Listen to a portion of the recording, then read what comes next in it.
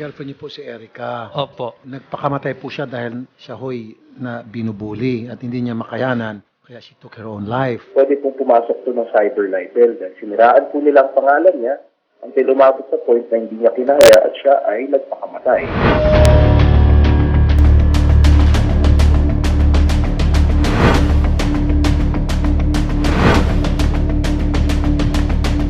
Joshua, nanggaling ka sa office at nakausap mo nga si Senator Raffy regarding nga dito sa girlfriend mo na si Erica. Wala bang pamilya si Erica? Bakit ikaw na boyfriend yung lumapit sa amin?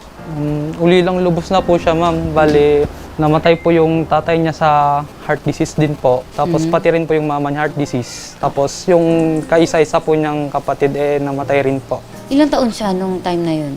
Ang bali po nung namatay yung papa niya is nasa 8 years old. Tapos yung namatay yung kapatid sa kananay niya is nasa high school po ata siya. Ewan ko anong age na niya nun. Nawala yung magulang niya. Sino na nag-alaga sa kanya? Yung lola po niya mismo na, ma'am. Yung Si Lola na? Opo, si nanay. Kumusta ba siya before, bago mangyari yung insidente? Depressed na rin kasi, ma'am, kasi simula nung namatay yung ex niya na babae rin lang, so ganyan, siya yung sinisisi. So, na-stress na siya doon bago binuli pa siya. Tapos yung nagsimula nung pagbubuli, ma'am, wala na. Mas lalo siyang na-stress, ma'am, dahil dun sa mga paratang nila, tapos sinisiraan yung business niya. Tapos, parang minumura lagi, ma'am, na ganun. Ba't di ka pa namatay?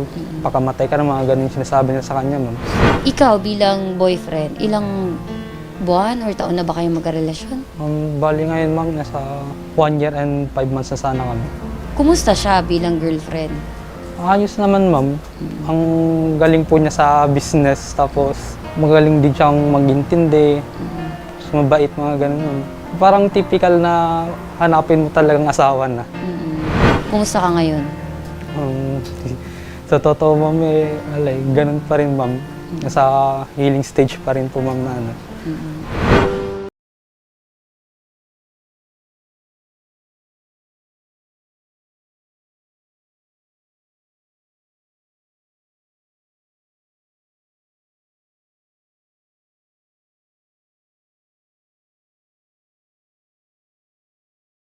Itong mga tao na involved, nakipag-usap ba sa inyo? May mga narinig ba kayo na humingi ng tawad doon sa ginawa nilang pambubuli dito kay Erica? May isa lang po, ma'am, na kaso nung pagkasabi niya kasi, ma'am, nung pumunta siya dito, hindi siya sincere. Parang napilitan lang kasi makakasuhan siya. Parang ganun, ma'am. Sino yun? Si Ethel po. So isa siya sa nakausap, ano? Yes, ma'am. Okay. Yung mismong nakausap na po, ma'am. So anong sabi niya? Hindi daw po niya sinasadya na ganito, ganyan na ginawa daw po nila. Ganun, ma'am. Si Erica, nung time na yon na syempre nag-start na yung pambubuli sa kanya, nagsabi ba siya sa'yo? Yes, ma'am. Bale, nakasali din po ako sa may group chat na yun, ma'am. Sabi ko sa kanya na i-block na lang niya yung mga tao tapos mag-deactivate siya. Pero ang concern naman niya kasi, yung sa school works niya kasi nasa group chat din siya ng mga schools niya. Tapos, yun, nakikita ko lahat ng mga pinagsasabi nila. Sabi ko sa kanya na mag-deactivate muna siya na ganyan, tapos block na niya. Ang ginawa lang niya is blinak niya lang yung mga tao. Kaso dahil nakasali pa rin yung account ko sa group chat na yun, hawak naman niya yung Facebook account ko. Kaya nakikita pa rin yung mga pinagsasabi nila sa kanya. Naisip mo ba na aabot sa ganito? Na magpakamatay siya? Hindi po, ma'am. Kasi nung 3 days bago siya magbiktima, wala nang sign na talagang gagawin niya, ma'am. Kasi sobrang saya namin, wala kaming mga problema. Tapos talagang wala sa ma'am, sa ginagawa niya yung magpapakamatay talaga siya na iiwan ganun, mang-iwan na. Ang usapan po sana namin, pupunta ako dito ng Sunday ng gabi niya. Kaso dahil alam ko na na-trauma siya sa pagkadisgrasya ng gabi, nagda-drive siya ng gabi. Hinihintay ko pa rin yung confirmation na pupunta na ako dito para hindi siya mag-alala. Kaso yung confirmation na hinihintay ko is wala na, ma'am. Bali, kinabukasan na ako nagbiyahe papunta dito. So, pagka uwi ko dito, akala ko tulog pa siya kasi sarado pa yung pintuan. Dito sa bahay na to mismo? Yes, ma'am. Bali, dito lang po yung kwarto namin dalawa. Okay, tapos? Yun po ma'am, pagpasok ko po dito sa bahay, sumiretso ako sa kwarto, wala siya. Puro gamit na po lahat yung nasa higaan namin. Tapos may note pong nakita na nakasabi doon, love, nasa kulungan ako ni Francie. Bali si Francie po yung aso na alaga naming dalawa. Bali yung kulungan naman niya dito ma'am sa may tindahan. Pagpunta ko po doon sa may tindahan ma'am, akala ko doon siya nakatulog. Kasi minsan pag stress na siya, doon siya natutulog. Bali pagbukas ko nung pinto ma'am, sa baba pa po ako nakatingin doon. Akala ko po talaga tulog lang siya. Tapos nung binuksan ko na yung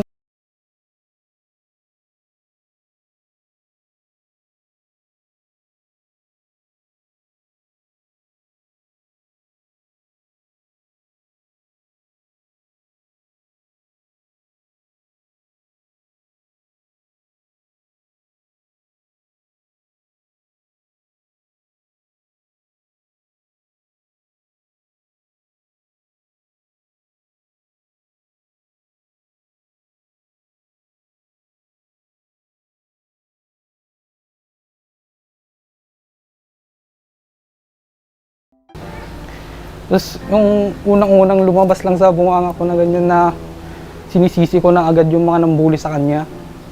Tapos nung medyo naimasmasan na ako na ganyan, bumalik ako doon, nakala ko buhay pa siguro, sabi ko. Bali, hinawakan ko na yung paa niya, tinaas ko hanggang dumating si tito niya na nag-alis dun sa tali sa leeg niya. Yung hinahabol ko, baka sakaling buhay pa siya, mga ganito. Yung hope pa rin kay ma'am na buhay siya ganun. Tapos yun ma'am, hanggang dumating na yung pulis, yung foreigner na kukuha sa bangkay niya.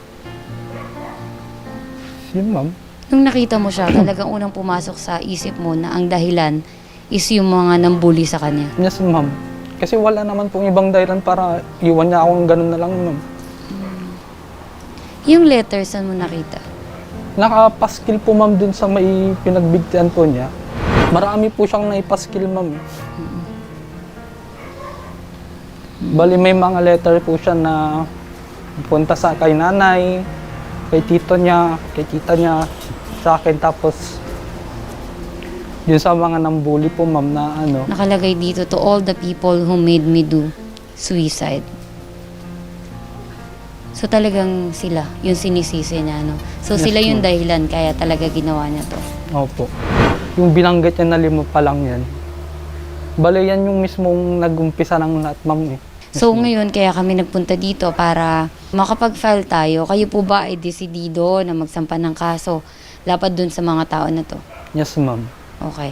So pupunta tayo ng police station, alamin ho natin kung ano yung mga posible na ikaso. Nakausap ko naman ni Attorney Garrett, nabanggit naman niya sa'yo, no? Yes ma'am. Yung mga possible na ikaso sa mga tao na to. So kailangan lang nating daanin sa proseso, kailangan makuha ka ng statement. And alamin po natin kasi ikaw ay boyfriend, no? Yes, Wala ma'am. na bang ibang kamag-anak si Erica?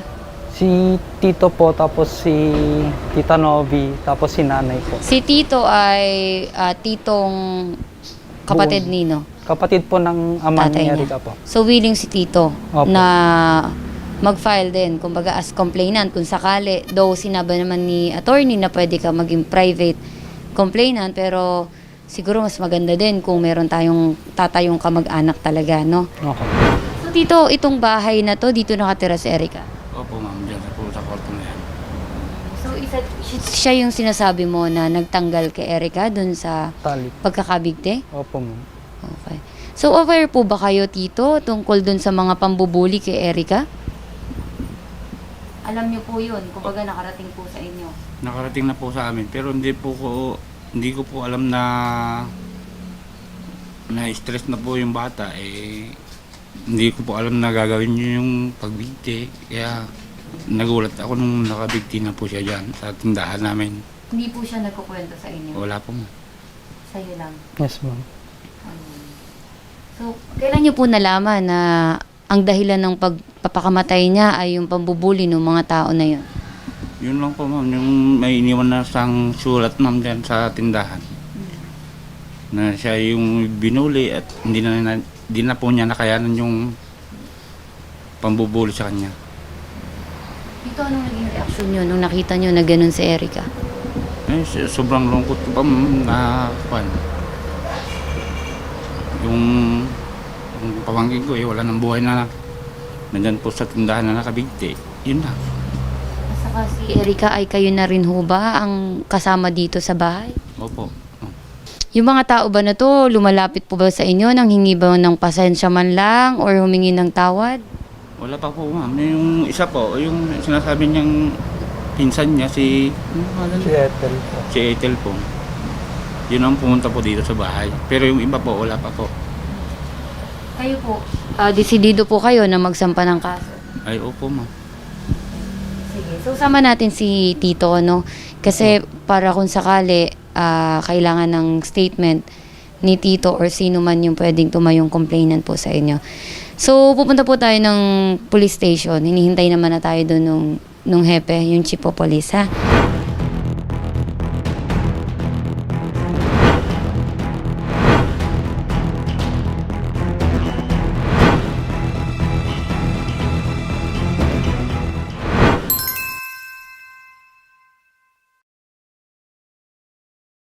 So, good afternoon po, Captain. Bisitasyon, ano. So, nandito po kami kasama ang tsuhin at saka yung boyfriend po na si Joshua. May idea po ba tayo tungkol po dito? So yes ma'am, meron nga po tayong incident dito. Kaya lang time po ni Kwan po ito noon. Police Major Oscar Abrojena. Pong incident na ito is actually suicide reported on March 7, then around 8 o'clock a.m.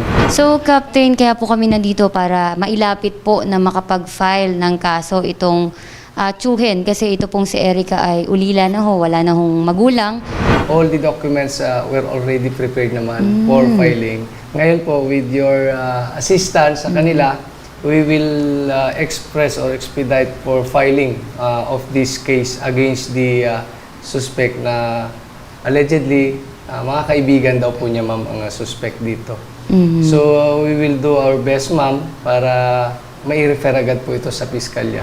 O, Captain, ano yung possible na maikaso laban dito sa mga involved na tao na ito?